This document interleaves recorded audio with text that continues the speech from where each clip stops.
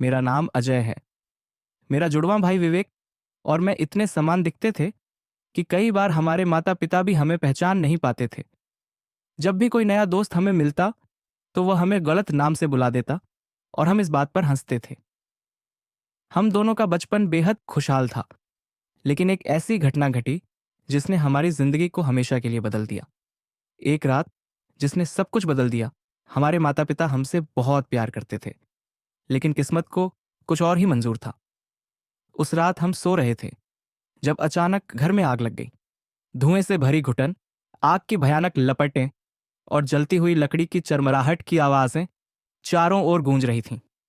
हमारा कमरा दूसरी मंजिल पर था और हमारे माता पिता हमें बचाने के लिए अपनी जान दांव पर लगा रहे थे। पापा, मम्मी, मैं चिल्लाया। पापा हमें खिड़की तक लाए और फायर ब्रिगेड के जवानों को नीचे खड़ा देखा। उन्होंने मेरी और विवेक की तरफ देखा। उनकी आंखों में आखिरी बार हमें देखने की तड़प थी। बेटा, हमें छोड़ना होगा, पापा ने कहा। उनकी आवाज कंपा रही थी। नहीं पापा, हम आपके बिना नहीं रह सकते, मैं चीख पड़ा। लेकिन पापा के पास कोई और चारा नहीं था। उन्होंने विवेक को पहले खिड़की से फायर ब्रिगेड के जवानों के पास फेंका। वह सुरक्षित था। अब मेरी बारी थी। मुझे लगा जैसे मेरी दुनिया रुक गई हो। पापा, मत छोड़ो, मैंने रोते हुए कहा। पापा ने मुझे सीने से लगाया, मेरे सिर पर हाथ फेरा और धीरे से कहा, बेटा, यह जरूरी है, हमें जाना होगा। और अगले ही पल उन्होंने मुझे भी खिड़की से फेंक दिया। मैं चीखते हुए नीचे गिरा और फायरमैन ने मुझे पकड़ लिया। लेकिन जैसे ही मैंने ऊपर देखा, पूरी मंजिल गिर गई। हमारी आंखों के सामने हमारे माता पिता आग में जलकर राख हो गए। उनकी चीखों की आवाजें आज भी मेरे कानों में गूंजती हैं। उस घटना के बाद मैं और विवेक अनाथ हो गए। हम दोनों ने एक दूसरे को संभालने की कोशिश की, लेकिन उस रात की भयानक यादें हमें सोने नहीं देती थीं। हमें हमारे रिश्तेदारों ने पाला, लेकिन माँ बाप का प्यार कोई नहीं दे सकता था। हम दोनों के बीच बहुत गहरा रिश्ता था, लेकिन जिंदगी ने एक और झटका दिया। विवेक को कैंसर हो गया। जब डॉक्टर ने यह खबर दी तो मुझे अपने कानों पर विश्वास नहीं हुआ। नहीं, यह गलत है, मेरे भाई को कुछ नहीं हो सकता, मैंने चिल्लाकर कहा। लेकिन डॉक्टर ने सिर झुका लिया। हमें बहुत देर हो चुकी है, उसके पास सिर्फ 6 महीने हैं। मुझे लगा जैसे मेरी दुनिया खत्म हो गई हो। मैंने लॉ स्कूल छोड़ दिया और अपने भाई की देखभाल में जुट गया। मैं हर दिन उसके लिए खाना बनाता, उसकी दवाइयाँ देता और रात को उसका हाथ पकड़कर रोता। लेकिन जिंदगी क्रूर थी। वह दिन आया जब विवेक की सांसें धीमी पड़ने लगीं। उसने मेरी तरफ देखा, मुस्कुराया और धीरे से कहा, अजय, तू जानता है, मैं तुझसे अब भी ज्यादा हैंडसम हूं। यह कहकर उसने मेरी उंगलियों को हल्के से दबाया और हमेशा के लिए सो गया।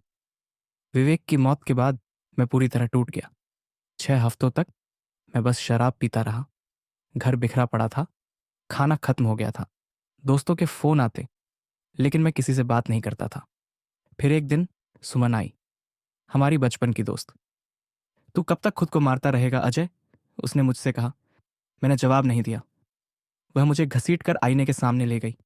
देख खुद को, विवेक तुझसे ज्यादा बीमार नहीं लग रहा था। मैंने आईने में देखा। मेरा चेहरा पीला था, आंखों के नीचे गहरे काले घेरे थे और मैं एक मरे हुए इंसान जैसा दिख रहा था। उस दिन सुमन और उसके पति ने मुझे एए मीटिंग में ले जाने का फैसला किया। जब मेरा नंबर आया, मैंने कांपती आवाज में कहा, मेरा नाम अजय है और मैं 1 घंटे से सही मायनों में जिंदा हूं। वहां बैठे लोगों ने मेरी बात पर सहानुभूति से सिर हिलाया। वहीं मेरी मुलाकात नेहा से हुई।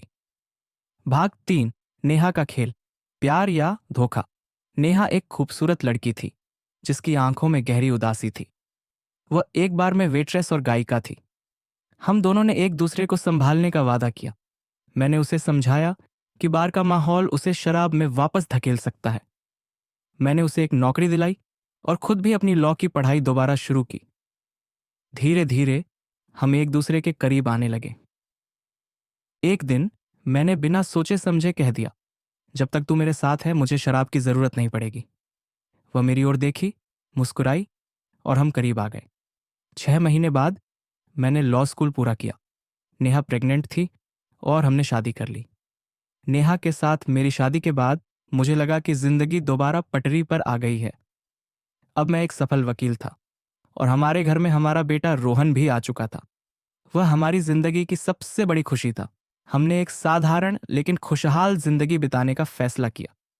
मैंने अपनी कमाई से हर पैसे की बचत करना शुरू किया ताकि हम एक खूबसूरत घर खरीद सकें। नेहा भी एक अच्छी पत्नी और एक बेहतर मां साबित हो रही थी। लेकिन मुझे नहीं पता था कि यह शांति सिर्फ तूफान से पहले की खामोशी थी।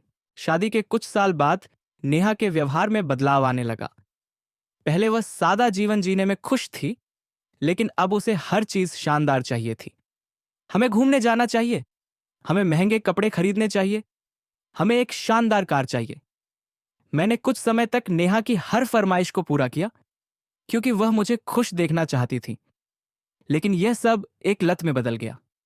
वह अब रोज नए शौक और महंगे सपने लेकर आने लगी।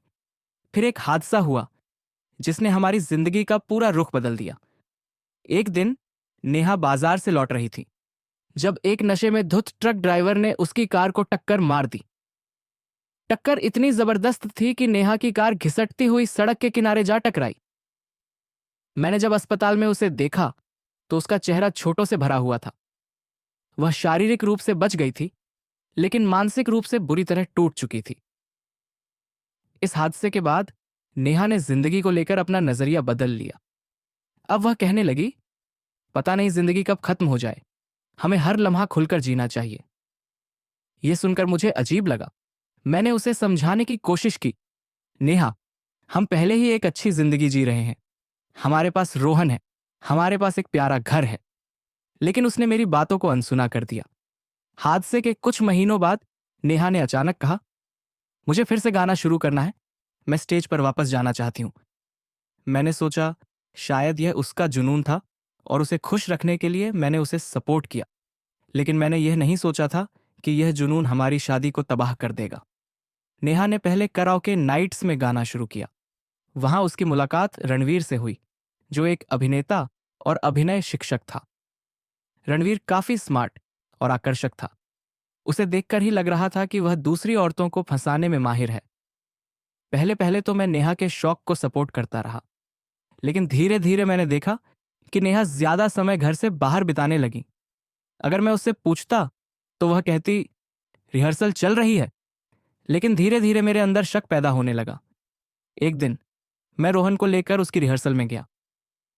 मैंने देखा कि वह हंस हंस कर रणवीर से बातें कर रही थी। फिर मेरी नजर नेहा के हाथ में शराब के गिलास पर पड़ी। मुझे गुस्सा आ गया। मैंने गिलास खींचकर जमीन पर फेंक दिया। नेहा, तू शराब नहीं पी सकती।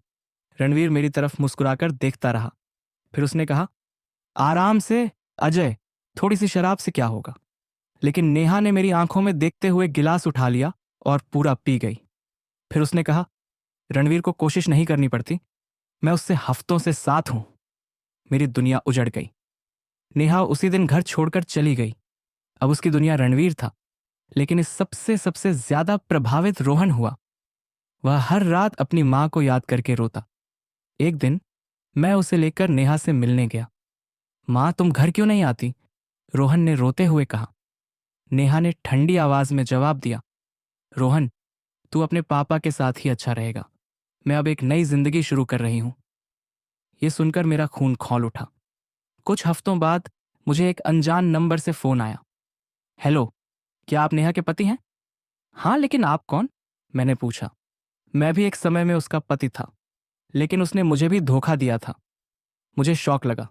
इस आदमी ने बताया कि उसने नेहा को नशे में 2 मर्दों के साथ पकड़ा था। उसने तुरंत तलाक ले लिया था। अब यह सब जानने के बाद मुझे कोई पछतावा नहीं था कि नेहा मुझे छोड़ गई थी। अब नेहा रणवीर के साथ एक पहाड़ी इलाके में रहती थी। उसने मुझसे कहा कि वह रोहन को अपने पास एक हफ्ते के लिए रखेगी। मैंने हामी भर दी। लेकिन उसी रात एक भयंकर आग लग गई। पूरी पहाड़ी जल रही थी और नेहा और रणवीर उसी इलाके में थे। मुझे पता था कि रोहन वहां फंसा हुआ था। मैंने फोन किया, लेकिन कोई नेटवर्क नहीं था। अब मेरे सामने 2 रास्ते थे। या तो अपनी सबसे बड़ी डर, आग का सामना करूं, या फिर अपने बेटे को मरते हुए छोड़ दूं। और मैंने फैसला कर लिया। अगले भाग में जानिए कैसे अजय ने अपने बेटे को बचाया और नेहा को उसकी सजा मिली।